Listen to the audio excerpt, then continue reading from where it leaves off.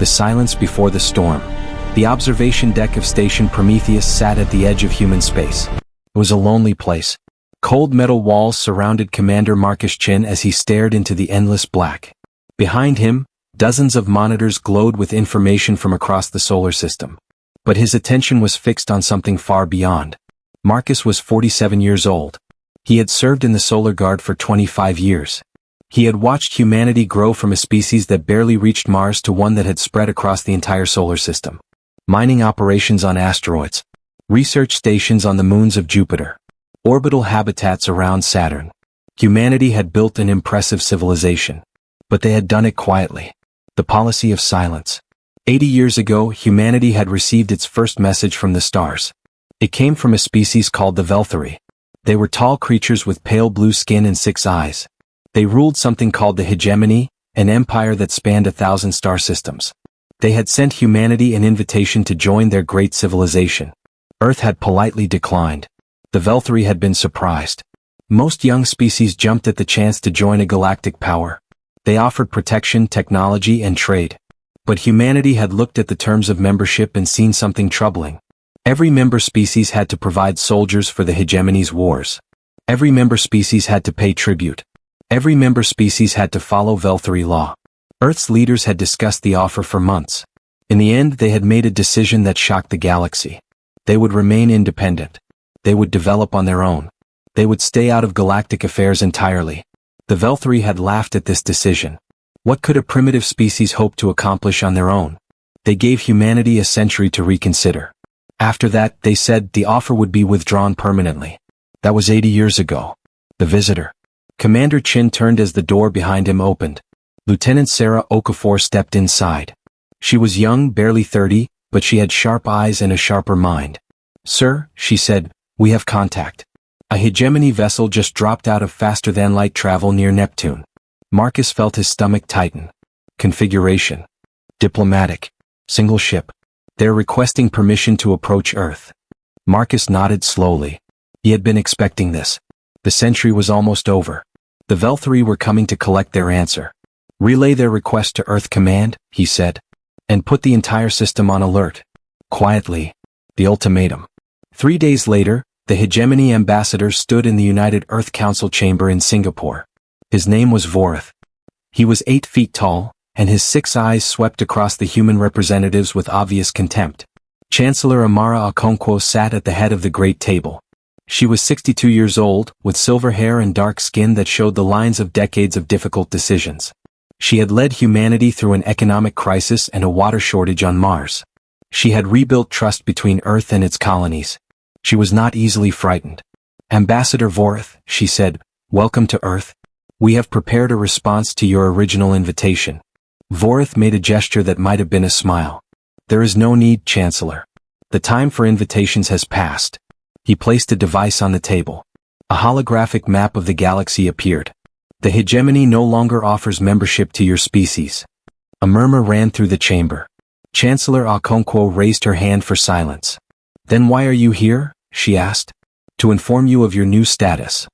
Vorith's voice was cold.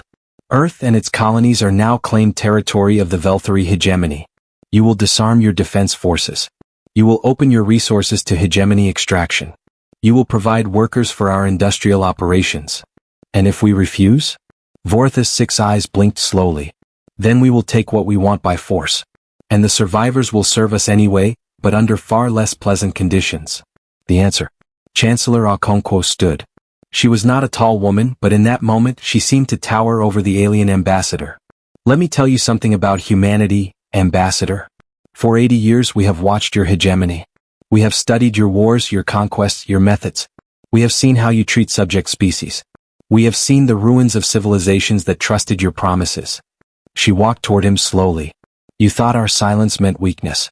You thought our isolation meant fear. You were wrong." She stopped directly in front of him. "Earth does not kneel. Earth does not surrender. And Earth does not become property of anyone." Vorith's eyes narrowed. "You cannot be serious. You have fewer than 200 warships. The Hegemony has tens of thousands. Then I suggest you send all of them. You're going to need every single one. The war commander. Deep in Hegemony space, War Commander Thraxx received the report from Ambassador Vorath. Thraxx was ancient by Velthari standards, nearly 400 years old. His pale blue skin had darkened with age and scars from countless battles marked his face. He had conquered 200 worlds in his career. He had never lost a single campaign. He studied the images of Earth with mild interest. Blue water. Green land. A young species that had somehow convinced itself it could defy the hegemony. Amusing, he said to his subordinate, a younger Velthari named Corax. These humans think courage can replace strength. Shall I prepare a conquest fleet, Commander? Thraxx considered for a moment. Send 500 ships. That should be more than sufficient for such a primitive civilization. I want this matter resolved quickly. We have more important concerns on the Rimward front. 500 ships for one system, Commander? That seems excessive. Thraxx made a sound of dismissal. I am being thorough.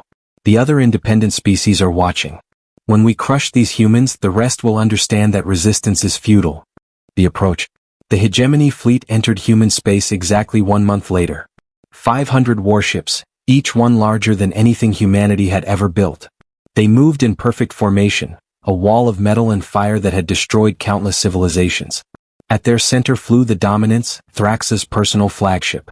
It was 2 kilometers long, bristling with weapons that could crack planets. Thraxx stood on its command bridge, watching the distant sun grow larger. Report, he said. Human defensive positions detected near their 4th planet, Commander. Approximately 180 ships. They appear to be forming a defensive line. Thraxx laughed. 180 ships against 500. These creatures truly are insane. They're broadcasting a message, Commander. Let me hear it. The voice that came through the speakers belonged to a human male. It was calm, almost conversational. Attention Hegemony Fleet. This is Admiral James Nakamura of the Solar Defense Force. You are entering human sovereign space without permission. Turn back now and no harm will come to you. Continue forward and you will face the consequences. Thraxx's eyes widened in disbelief. Then he began to laugh again. Consequences? The consequences of our conquest will be the end of their civilization. All ships continue advance. We attack in 6 hours. The secret. What Thraxx did not know, what no one in the galaxy knew, was that humanity had not spent the past 80 years simply watching. While the rest of the species thought Earth was primitive and weak, humans had been preparing. Every factory, every laboratory, every shipyard had been working toward a single goal. Survival. The 180 ships that formed Earth's defensive line were only what humanity wanted the galaxy to see. They were the visible fleet, the ships that appeared in official records and diplomatic discussions. Behind them, hidden in the asteroid belt, buried in the ice of distant moons, scattered across the debris fields of the outer system, lay humanity's true strength. Chancellor Okonkwo stood in the command center beneath Geneva. Around her, hundreds of technicians monitored screens showing the approaching enemy fleet. Status? She asked. All hidden assets are in position, Chancellor. Admiral Nakamura reports the visible fleet is ready. Operation Silent Thunder can begin on your command. Amara looked at the screens showing the massive hegemony fleet. 500 ships. Enough to conquer most civilizations. But humanity was not most civilizations.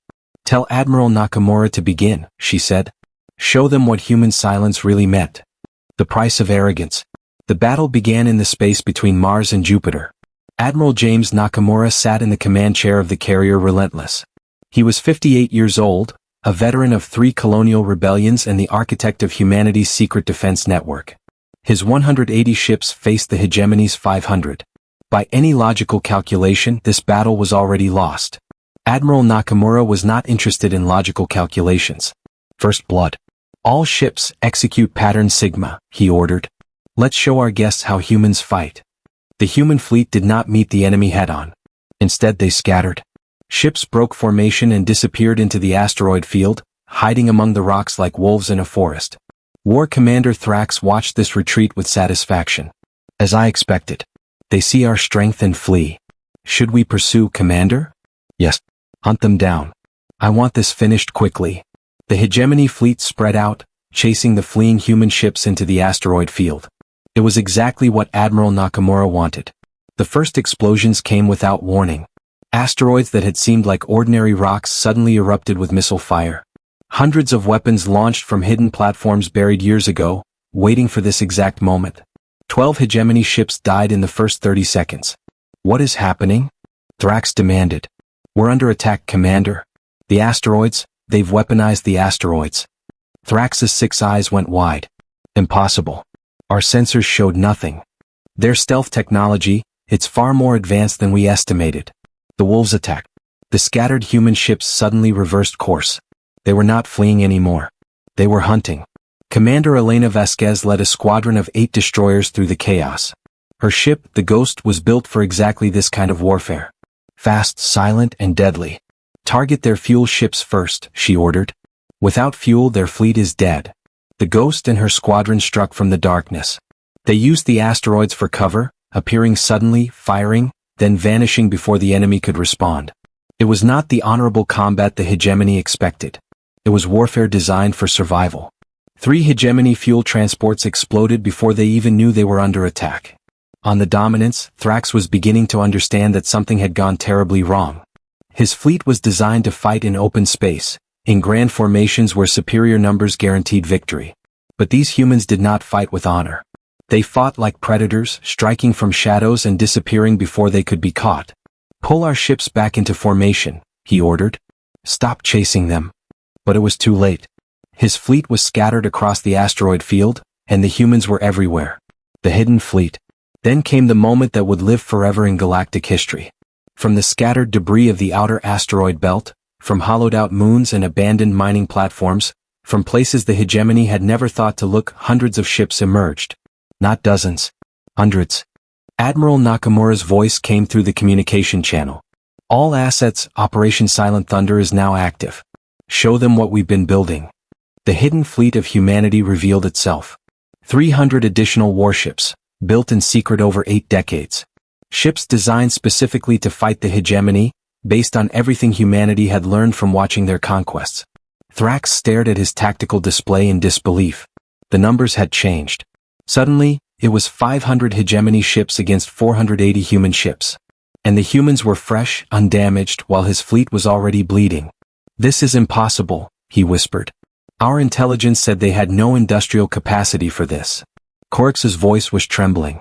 Commander, they deceived us. For 80 years they deceived us. The turn of battle. The fresh human ships hit the Hegemony fleet like a hammer. They targeted commanders, fuel supplies, and communication ships. They used weapons the Hegemony had never seen before, developed in secret laboratories on Earth, Mars, and beyond. One by one, Hegemony ships began to fall. Captain David Okonkwo, the Chancellor's own nephew, commanded the battleship Unity. He led a squadron directly at the Dominance, drawing fire while other ships struck at its engines. All weapons target their shield generators, he shouted. We're going to crack that ship open. The Unity's guns blazed. Missiles and energy weapons hammered the Dominance's shields. Other ships joined the attack, surrounding the flagship like wolves bringing down a great beast. On the bridge of the Dominance, Thraxx watched his shields fail. Watched hull breaches spread across his ship. Watched his fleet being systematically destroyed by a species he had dismissed as primitives. How? He asked no one in particular. How did they do this? The fall of a commander. An explosion tore through the Dominance's engineering section. The great ship shuddered and began to list to one side. Fires burned through corridors. Emergency alarms screamed. Thraxx stood from his command chair. Around him, his officers were dying or fleeing. The battle was lost. His fleet, 500 ships that should have conquered a civilization, was being torn apart by the very species they had come to subjugate. Commander, Corix shouted. We must evacuate. Thraxx turned to look at his subordinate. For the first time in his long life, the war commander felt something unfamiliar. Not fear, he had faced death many times. This was something worse. Shame. We underestimated them, he said quietly. For 80 years they watched us. They learned our tactics. They developed counters to our weapons. They built a fleet in secret. And we walked right into their trap. Another explosion rocked the ship. The lights flickered. They were never weak, Corix. They were patient. There is a difference. The final explosion came seconds later. The Dominance broke apart, scattering debris across the battlefield. War Commander Thraxx, who had conquered 200 worlds, died among the wreckage of his arrogance. Victory and warning. When the battle ended, the Hegemony fleet was shattered. Of 500 ships, fewer than 80 managed to retreat into faster-than-light travel. Nearly 400 had been destroyed or captured. It was the worst defeat in hegemony history. Admiral Nakamura surveyed the battlefield from the Relentless. Debris floated everywhere. Some of it was human. They had lost 47 ships and over 6,000 lives. But they had won. "Open a channel to Earth," he said. "Tell the Chancellor it's done." The message to the stars. Chancellor Amara Okonkwo stood before the cameras one final time. Her message would be broadcast across the galaxy, to every species that had watched Earth's silence with curiosity or contempt. "To all who are watching," she said, "let me tell you what happened here. The hegemony sent 500 ships to conquer us. They expected easy prey. They found something different." She paused, letting her words sink in. "For 80 years we stayed silent. We watched. We learned. We prepared. The galaxy thought we were weak because we did not fight. The truth is, we did not fight because we were not ready. When the enemy came, we were ready." Her eyes hardened. "Humanity does not seek war. We did not ask for this conflict. But we will finish it. To any other power that thinks we are easy targets, remember what happened to the hegemony fleet. Remember that silence is not the same as weakness. Remember that patience is not the same as fear." She straightened her shoulders. "Earth is not alone. Earth is not afraid. And Earth will never, ever kneel." The message spread across the galaxy at the speed of light. In royal courts and military command centers, on worlds that had been conquered and worlds that remained free, beings of every species watched a human woman defy the greatest empire in known space. And in that moment, the galaxy began to understand something important. Humanity had stayed out of galactic affairs not because they were primitive, not because they were afraid.